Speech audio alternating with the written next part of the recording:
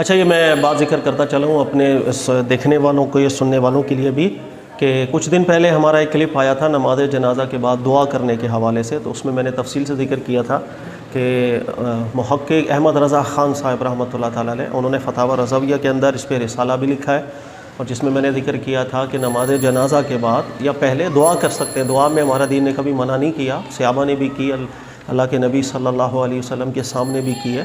اور قرآن بھی اس کی اجازت دیتا ہے۔ صرف ایک چیز اس میں یہ تھی کہ نماز جنازہ پڑھ لینے کے بعد میت کو وہیں رکھ دیا، پھر لوگ کھڑے ہو جائیں اور لمبی لمبی دعائیں کرنے لگ جائیں، اس چیز کو میں نے ذکر کیا تھا کہ احمد رضا خان صاحب نے بھی منع کیا ہے۔ نماز جنازہ ہو گئی، اب لوگ آئیں، جنازے کو اٹھائیں، چلیں، اس دوران کوئی دعا کرتا چلا جائے، نماز جنازہ کو اٹھا کے رستے میں دعا کرتا چلا جائے، ہر شخص انفرادی طور پر، اس میں کوئی ممانعت نہیں۔ یہی بات احمد رضا خان صاحب نے بھی ذکر کی ہے۔ تو یہ میں اس لیے بتا رہا ہوں کہ مجھے ایک دو ہمارے جاننے والے ہیں، دوست بھی ہیں، اسلام دعا بھی ہے، انہوں نے فون کیا تھا مجھ سے، یہ ذکر کیا کہ سر وہ ریفرنسز آپ دے دیں، صفحہ نمبر بھی بتا دیں فتاوی رضویہ کا، اس لیے کہ شاید انہوں نے کہیں یہ بات کی ہے تو آگے سے کچھ اعتراضات آئے ہیں کہ نہیں، احمد رضا خان صاحب نے ایسا ذکر نہیں کیا۔ یہ حوالے میں آپ کو دے دیتا ہوں، اور کچھ لائنیں بھی میں پڑھ کے سنا دیتا ہوں کہ بالکل آپ 2 رسائل ہیں 9ویں جلد کے اندر فتاوی رضویہ کے، نماز جنازہ کے بعد دعا کرنے کے حوالے سے، آپ انہیں پڑھیں گے۔ مکمل تحقیق یہی کی ہے، یعنی کہ اس بات کو بھی ثابت رکھا ہے کہ دعا کی ممانعت ہمارے دین میں کبھی بھی نہیں ہے، خود صحابہ نے بھی کی، صحیح روایتوں میں حضرت علی عمر فاروق پر دعا کر رہے تھے، دیگر صحابہ بھی کر رہے تھے۔ صرف یہ ہے کہ ہر شخص انفرادی دعا کرے، اور نماز جنازہ پڑھ لینے کے بعد وہ وہیں پر اجتماعی طور پر سب کھڑے ہو جائیں اور لمبی لمبی دعائیں کرنا شروع کر دیں، جس کی وجہ سے نماز جنازہ کی جو جنازہ ہے اس کی تدفین میں تاخیر ہو جائے، تجہیز میں تاخیر ہو جائے، اس چیز کی ممانعت ہے۔ آپ دیکھیں گے صفحہ نمبر 247 جلد نمبر 9، یہ رسالہ ہے، اس میں بھی یہ الفاظ ذکر کرتے ہیں، کہتے ہیں فی الواقع نماز کے علاوہ کسی دعائے طویل کی غرض سے تجہیز جنازہ کو تعویق میں ڈالنا شرع مطہر ہرگز پسند نہ فرمائے گی۔ یعنی نماز جنازہ ہو گیا، نماز جنازہ کے بعد وہیں پر نماز جنازہ کو رکھ کے اب اس کے دفن کے حوالے سے آپ تاخیر کر رہے ہیں اور لمبی لمبی آپ دعائیں شروع کر کے رہے ہیں، ہمارا دین اس کو ہرگز پسند نہیں کرے گا۔ کہہ رہے ہیں تکثیر دعا بے شک محبوب ہے، یعنی دعا کی کثرت ہمارے دین میں پسندیدہ عمل ہے، مگر اس کے لیے تعویق مطلوب نہیں ہے، یعنی کہ یہ نہیں ہو سکتا کہ آپ اس دعا کی غرض سے جنازہ کو وہیں رکھ چھوڑیں نماز جنازہ کے بعد، اور اب اس سنت کو بگاڑنا شروع کر دیں کہ اس کے دفن میں جلدی کی جائے۔ کہہ رہے ہیں یہ ہرگز نہیں ہو سکتا۔ جس طرح جنائز پر تکثیر جماعت قطعاً مطلوب ہے، یعنی جس طرح زیادہ سے زیادہ لوگ نماز جنازہ پڑھیں، ہمارے دین کو یہ پسند ہے، مگر اس کے لیے تاخیر محبوب نہیں۔ یہ نہیں ہو سکتا کہ آپ تاخیر کریں، یعنی کہ جلدی دفن کرنے کا حکم ہے تو آپ یہ بولیں نہیں یار ہم کل دفن کرتے ہیں، کل جمعہ ہے تو زیادہ نمازی آ جائیں، نہیں۔ یہ ذکر کر رہے ہیں جیسے بعض لوگ میت جمعے کے دن دفن اور نماز میں تاخیر کرتے ہیں تاکہ بعد میں جماعت عظیم شریک جماعت جنازہ ہو، اس چیز کی اجازت نہیں ہے۔ پھر آگے ذکر کریں غرض شریعت مطہر میں تعجیل تجہیز با تاکید تمام مطلوب، ہمارے دین کے اندر حکم ہے کہ ہم نماز جنازہ ہو جانے کے بعد جلد از جلد جو ہے میت کو اس کی تدفین کریں، اور بے ضرورت شریعہ اس کی تاخیر سے ممانعت ہے، اور نماز کے علاوہ وہ شرعاً ضروری اور واجب نہیں جس کے لیے قیام پسند کریں، یعنی نماز جنازہ ہو گیا، اب اس کے بعد الگ سے میت کو رکھ کر کے ہم دعا کریں گے، یہ چیز کوئی واجبات میں سے نہیں ہے کہ ہم اس کو پسند کریں۔ یعنی شریعت میں جتنی دعا ضروری تھی، یعنی نماز جنازہ وہ ہو چکی یا ہونے والی ہے، تو اس کے سوا اور دعائے طویل کے لیے کیوں رکھ چھوڑیں؟ بحمداللہ یہ معنی ہے کلام علماء کے کہ دعا ہو چکی یا ہونے والی ہے، جو علماء کے ریفرنسز انہوں نے دی، یعنی واضح الفاظ میں ذکر کیا کہ ہمارے دین میں دعا پسندیدہ چیز بھی ہے، لیکن اس دعا کی غرض سے آپ میت کو وہیں رکھ چھوڑیں نماز جنازہ کے بعد، پھر سب مل کر کے دعا کرنے لگ جائیں، لمبی لمبی دعائیں کریں، اس کو ہمارا دین پسند نہیں کرے گا، کیونکہ یہ سنت ثابتہ ہے، متوارثہ ہے، حضور نبی پاک صلی اللہ علیہ وسلم کے خلاف ہو جاتا ہے۔ کسی غرض سے میت پڑی ہوئی ہے اور آپ تاخیر نہیں کر رہے ہیں، کسی وجہ سے تاخیر ہے، مثلا میت کو لے کے گئے، ابھی قبر تیار نہیں، وہاں وقتی طور پر میت کو رکھ دیا، اب آپ دعا کر رہے ہیں، دعا کرتے چلے جائیں، دعا میں مسئلہ نہیں ہے،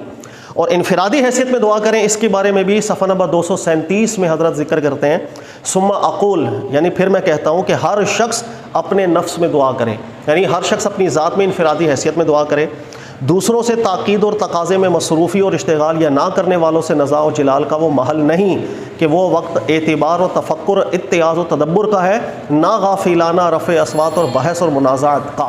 پھر یہاں پر بھی انہوں نے ذکر کیا کہ ہر شخص اپنی ذات میں دعا کرے، انفرادی حیثیت کے اندر کرے. دوسروں کو کہنا بھئی آپ دعا کرو، آپ بھی آ جاؤ، یہ کرو وہ کرو، یا لڑائی کرو، بحث کرو، منازعات کرو، کہہ رہے اس کا وہ محل نہیں ہوتا ہے. تو یہی وہ چیز تھی جس کو میں نے ذکر کیا. یا آپ پورے رسائل پڑھیں گے، دونوں نہایت نفیس تحقیق انہوں نے ذکر کی ہے. انہوں نے یہ بھی ذکر کیا کہ ماضی میں فقہ حنفی کے جتنے علماء کرام ہیں انہوں نے بھی اس بات کو ذکر کیا کہ نماز جنازہ ہونے کے بعد میت کو وہیں رکھ کے قیام کر کے پھر لمبی لمبی دعائیں کریں گے، اس کو منع کرتے ہیں. پھر اس کی وضاحت بھی کی ہے کہ اس سے مراد یہ ہے کہ میت کو وہاں رکھ دیا جائے اور لمبی دعائیں کریں تاکہ اس کی ظاہر ہے آگے تدفین میں تاخیر ہو رہی ہے، ہمیں حکم ہے اسرعوا بالجنازہ کے جنازے میں جلدی کی جائے گی، تدفین وغیرہ میں جلدی کریں. پھر انہوں نے یہ بھی ذکر کیا لیکن اگر اپنی ذات میں انفرادی حیثیت میں لوگ دعا کرتے چلے جائیں گے اس کی کوئی ممانعت نہیں ہے. اب نماز جنازہ ہو گیا، ایک آدھ جملہ دعا کا آپ نے پڑھا، نماز جنازہ اٹھائی نکل گئے، رستے میں انفرادی حیثیت میں دعا کرتے چلے جائیں، تدفین میں دعا کریں یا جنازہ ہونے سے پہلے کریں، غسل سے پہلے کریں، ان میں کسی چیز کے ہمارے دین نے کوئی ممانعت ذکر نہیں کی. ہاں سنت رسول صلی اللہ علیہ وسلم جب کسی چیز میں ثابت ہو جاتی ہے پھر اس کے خلاف جانے کی اجازت نہیں ہوتی جب تک مصلحت مرسلہ ثابت نہ ہو جائے. نہایت نفیس تحقیق کی، اسی کو میں نے ذکر کیا تھا، یہ اتنی اعلیٰ تحقیق ہے. حق انشاءاللہ نہ اس سے ادھر ہے، حق نہ انشاءاللہ اس سے ادھر ہے، بالکل پوائنٹ ٹو پوائنٹ انہوں نے بات کی ہے. اور یہی وہ بات ہے بدقسمتی سے کہ ہمارے یہاں پر احمد رضا خان صاحب کے ہی فالوورز جو ہیں وہ اس میں غلطی کر بیٹھتے ہیں. نماز جنازہ کے بعد میت وہیں ہوتی ہے، کھڑے ہو جائیں گے. پھر اگر میت بڑا ہے، کوئی عالم دین ہے یا پیر صاحب ہے تو آدھے آدھے گھنٹے کی بھی دعائیں میں نے خود اٹینڈ کی ہیں، یعنی آدھا گھنٹے کی بھی لمبی لمبی دعائیں ہوئی ہیں، اور بلکہ وہ اس سے بھی شاید زیادہ ہوتی ہوں. ایک عام میت ہے گلی محلے کی تو شاید ہم 5 منٹ کی دعا کروا دیں، لیکن اگر کوئی حیثیت والا انتقال کرتا ہے تو بہت لمبی دعائیں ہونا شروع ہو جاتی ہیں. اس چیز کی اجازت نہیں ہے. میں وہیں ادباً سب سے ذکر کرتا ہوں کہ انہی محقق کو احمد رضا خان صاحب کو تفصیل سے پڑھیں، بغور پڑھیں،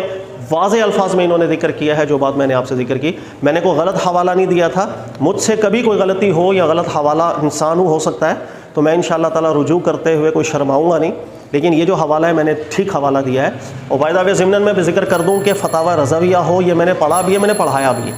میری ایک عادت رہی ہے بہت عرصے سے کہ میں نے جس عالم دین کو پڑھا ہے اس کو پڑھایا بھی. میں نے شیخ ابن تیمیہ صاحب کو پڑھا ہے، میں نے اس کو پڑھایا بھی ہے. میرے بہت سے اسٹوڈنٹس ہیں جنہوں نے یہ دورے کیے ہیں مجھ سے. اس کے علاوہ میں نے مودودی صاحب کو تفہیم القرآن وغیرہ پڑھی ہے، میں نے دورے بھی کروائے ہیں، تدبر قرآن پڑھا بھی ہے، میں نے پڑھایا ہوا بھی ہے. میں نے جس عالم دین کو، میں نے امام ابن الحمام صاحب کو پڑھا، ان کو بھی پڑھایا. میں نے فقہ شافعیہ پڑھا، وہ بھی پڑھائی ہوئی ہے. میرا ایک مزاج شروع سے رہا ہے کہ الحمدللہ میں جس عالم دین کو یا جس مکتب کو یا جس فقہ کو میں نے پڑھا ہے، میں نے پڑھایا، میرا شوق ہے. تو اس وجہ سے ریفرنسز جو ہیں وہ کچے نہیں ہوتے، ریفرنسز الحمدللہ مضبوط ہی ہوتے ہیں. لیکن بہرحال اگر کسی کو نہ سمجھ میں آئے وہ پوچھ لے، مجھے برا نہیں لگتا. لیکن ایسے الفاظ نہیں کہنے چاہیے جیسے بعض افراد کی طرف سے مجھے کہہ دیے گئے کہ سر آپ غلط حوالے دیتے ہیں، آپ جھوٹ حوالے دیتے ہیں. ایسی بات نہیں کرنی چاہیے. آپ تحقیق کر لیں. حوالہ اگر آپ کو، ہمارے اسٹوڈنٹس ہیں کلپس کاٹتے ہیں، اتوار کا ہمارا لیکچر ہوتا ہے، اس میں اگر وہ حوالہ نہ بھی ڈال سکیں آپ بھروسہ رکھیں کہ ہم نے جھوٹا حوالہ نہیں دیا ہوگا. اگر آپ کو پوچھنا ہے آپ پوچھ لیں، انشاءاللہ تعالیٰ ہم آپ کو حوالہ بھی پرووائڈ کر دیں گے. باقی میری تو ان سے ریکویسٹ ہوتی ہے یا ریفرنسز ڈال دیا کریں حدیثوں کے بھی، یا کسی کتاب کا حوالہ میں دے رہا ہوں اس کا صفحہ نمبر وغیرہ ڈال دیا کریں. لیکن کچھ اسٹوڈنٹس ایسے ہیں ان کو جلدی بھی ہوتی ہے، ظاہر ہے وہ بھی مصروف ہے. تو ہمارا روزانہ ایک کلپ آتا ہے رات 8 بجے، تو کبھی ان کے پاس ٹائم کی قلت ہوتی ہے، یہ ایڈیٹنگ پراپر نہیں بھی کر پاتے. آپ ان کی طرف سے میں معذرت خواہ ہوں، لیکن حوالہ آپ کو انشاءاللہ ضرور ملے گا. اور ٹھیک حوالے ہوتے ہیں. بشری تقاضے میں کہیں غلطی ہو تو اللہ مجھے بھی معاف کرے، اور میں انشاءاللہ اس سے معافی بھی مانگوں گا، رجوع بھی کروں گا. جزاک اللہ خیرہ.